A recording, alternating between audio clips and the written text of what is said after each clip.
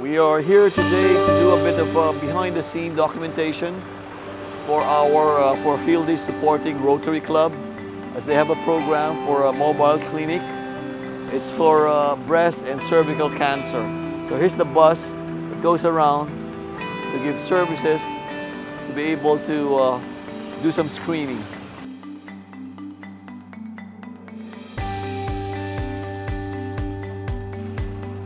Dito, kita mo na yung ano, wala na yung cover.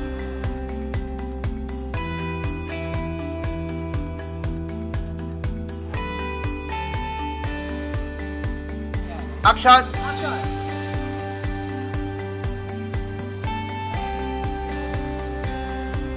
And one more. One more.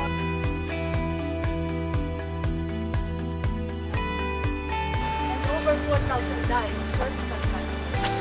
Source, Globocan 2020. This alarming. Sorry. Cut, sayang. Cut. Rotary Fighting Cancer.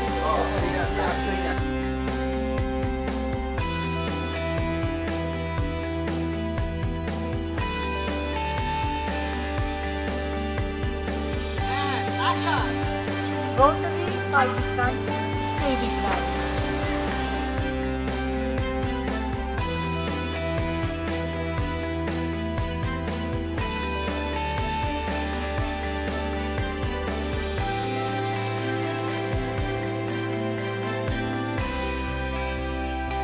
How are you? Philip Dizon.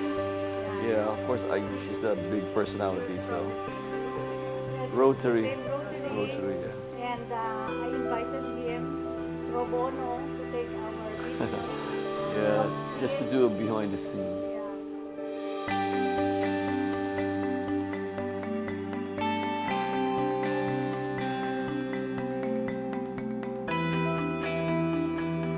I created it so that we can get global grant worth 10 million, but 2 mobile clinics, that's one of them, so one outside.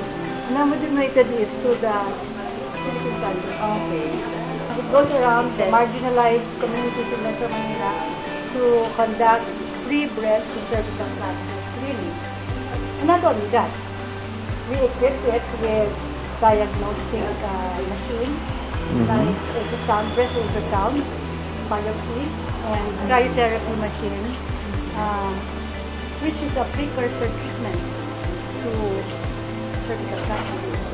So right there and there, merong diagnosis, meron din treatment.